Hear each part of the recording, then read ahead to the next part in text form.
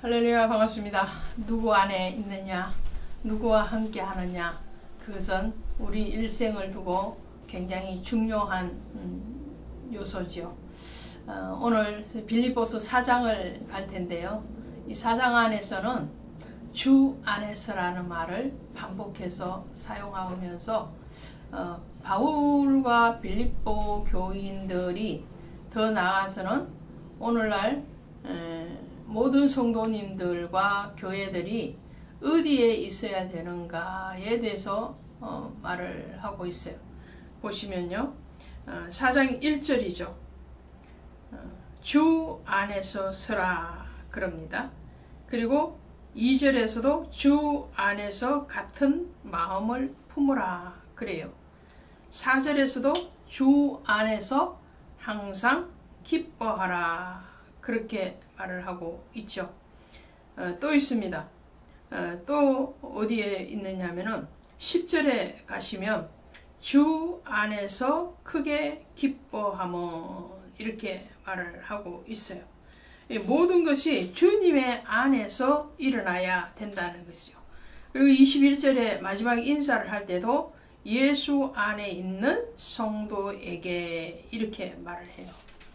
그러니까 예수 안에 있는 사람의 변화된 성도의 삶, 그리고 예수 안에 있는 사람들 간의 교제는 어떠해야 되는가, 그리고 그 상대에 대한 마음이 어떠한가에 대해서 전반적으로 말을 하고 있는 것이 이 4장이라고 할 수 있겠는데요. 그래서 주 안에서 서라 첫 번째로 4장 1절에서는 그러므로 이 그러므로라는 말은 무슨 말일까요? 앞서서 말을 했던 3장 17절 이후의 말이죠. 하늘의 시민권을 가진 자가 살아가는 그런 삶의 방식이 어떻다라는 것을 말을 했죠. 땅의 것을 구하지 않고, 그리고 자기를 낮춰서 죽기까지 복종하신 예수 그리스도의 길을 가는 그런 삶이죠. 그러므로 이런 하늘의 소망을 가지고 하늘의 시민권을 가지고 살아가는 그것을 사랑하는 성도들이죠. 나의 사랑하고 사모하는 형제들, 나의 기쁨이요 면류관인 사랑하는 자들아. 이 면류관이라고 이렇게 표현을 하고 있잖아요. 우리는 의의 면류관, 생명의 면류관, 또 영원히 시들지 않는 면류관, 여러 면류관에 대해서 성경이 말을 하고 있는데, 궁극적으로 그 모든 것을 얘기하는 것이 뭘까요? 성도에게서 면류관은 예수 그리스도시죠. 그리고 예수 그리스도에게서 면류관은 바로 참 성도들입니다. 목회자에게서 면류관은 성도들이죠. 성도의 면류관은 예수 그리스도시죠.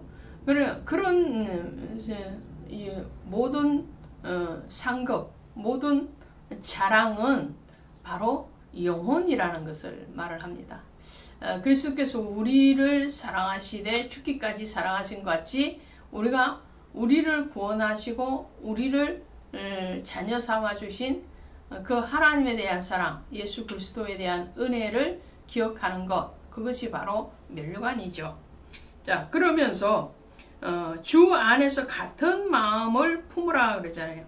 한 마음이라고 그러잖아요. 이 한 마음에 대해서는 이미 지난 2장에서 말을 했죠. 마음을 같이 하여 같은 사랑을 가지고 뜻을 한 바에 한 마음을 품어. 2장 2절에서. 그래서 한 마음이라는 거예요. 갈라진 마음은 성령의 마음이 아니라는 거예요. 그리스도께서 주시는 마음은 한 마음이야. 한 지점이죠. 한 목표를 향하여서, 표대를 향하여서 달려가는 한 마음이죠. 그 마음을 품으라. 그리고 주 안에서 항상 기뻐하라. 내가 다시 말하노니 기뻐하라. 빌립보서의 특징이 기쁨이라고 그랬죠. 희락입니다. 예수 안에 있는 자, 주 안에 있는 자는 기뻐한다는 거예요. 어떤 상황에 따라서 기뻐하고 슬퍼하고 좌절하고 절망하고 이런 것이 아니에요. 어떠한 상황과 상관없이 주 안에 있기 때문에 누리는 평강이요 주 안에 있기 때문에 얻어지는 기쁨인 거죠. 그 기쁨, 그 기쁨에 대해서 얘기할 때에 데살로니가전서 5장 6절에도 가시면 항상 기뻐하라 그렇게 말. 기쁨은 지속이에요. 지속이 될 수 있는 것이 뭘까요? 그것은 주님과의 관계라는 거예요. 모든 땅의 것들은 영원함이 없어요. 그러나 하늘의 것은 영원한 거죠. 변하지 않는 것이니까 그 기쁨을 지속해라 라고 말을 해요. 또 주 안에서 해야 될 것이 뭔가요? 내가 10절에 내가 주 안에서 크게 기뻐하면 너희가 나를 사랑하던 것이 이렇게 말. 이제 바울을 도왔던 이 빌립보 교회의 헌신과 동력에 대해서 지금 회상을 하면서 다시 한 번 더 그들에게 감사를 표하는 바울의 모습을 봅니다. 이 빌립보 교회는 사도 바울이 2차 전도 여행 때에 사도행전 16장에서 옷감 장소였던 이 루디아를 만나면서 시작을 하게 되죠. 그러면서 이 빌립보 교회는 바울의 선교 사역에 막대한 헌신을 합니다. 그리고 지속적인 헌신을 해요. 우리가 선교지에 있는 선교사님이나 선교 교회에 후원을 하고 선교를 할 때에 지속성을 갖기가 참 힘들거든요. 근데 이 빌립보 교회는 굉장히 한 번만 한 것이 아니고 계속적으로 바울을 도왔고 심지어 물질로만 도운 것이 아니고 사람을 보내어서 바울의 감옥에 갇혀있는 생활을 돌보기까지 했던 교회가 이 빌립보 교회입니다. 그런 빌립보 교회에게 바울은 특별한 애정을 가질 수밖에 없었겠죠. 그리고 거기에 대해서 당연시 여기는 것이 아니고 감사했다라는 말을 하고 있습니다.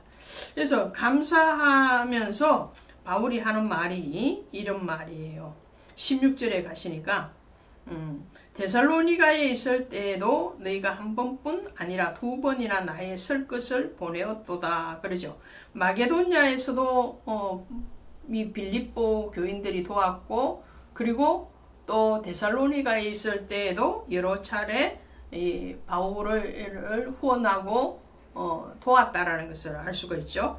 그러면서 내가 선물을 구함이 아니요 오직 너에게 유익하도록 풍성한 열매를 구함이라 그랬어요.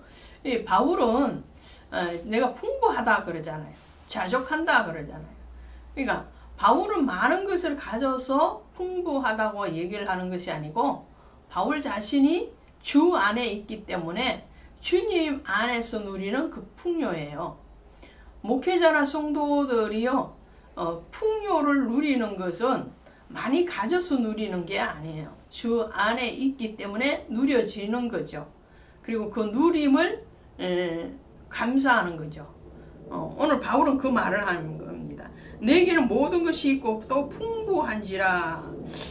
바울이 사실은 궁핍했잖아요. 육신적으로 스스로가 말을 하기에 나는 궁핍하고 굶주림을 여러 번 했고 그러함에도 불구하고 오늘 본문에 풍부하다 이 말은 외적인 풍부를 얘기하는 것이 아니고 내적인 주 안에서의 풍요함 그리고 감사를 얘기하는 거죠.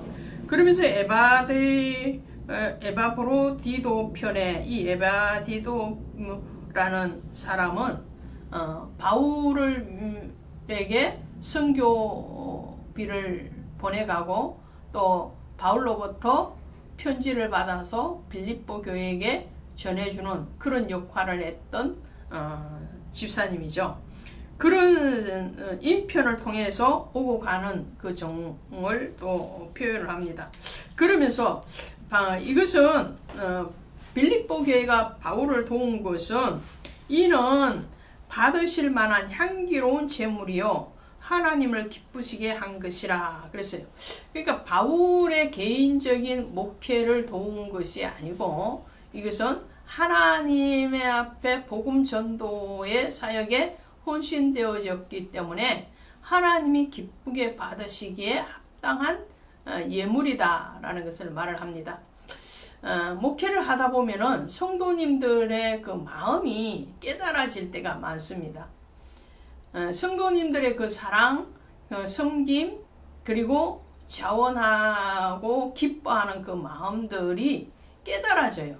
그러면 두 렙돈의 가부가 두 렙돈을 드리는 그 가부의 마음처럼 깨달아질 때에 목회자는 그 드려진 어떤 액수에 감사한 것이 아니고요.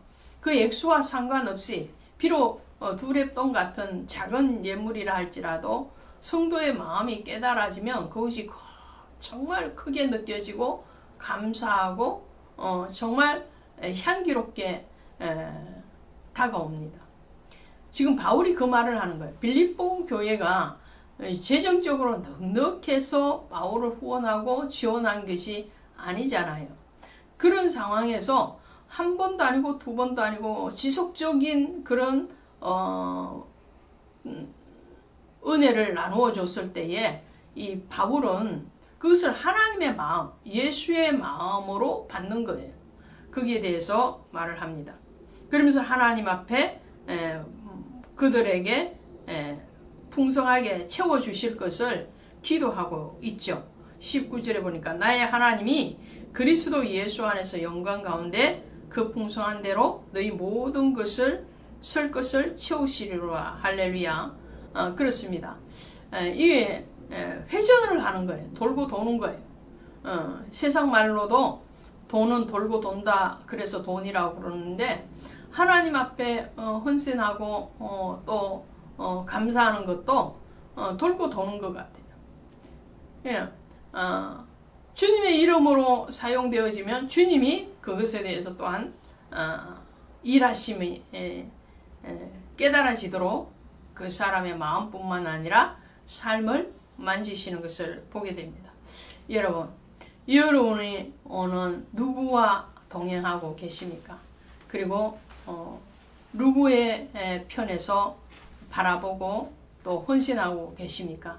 주님 안에서 동행하시고 주 안에서 풍성한 열매를 거두시기에 부족함이 없기를 축원드립니다. 고맙습니다.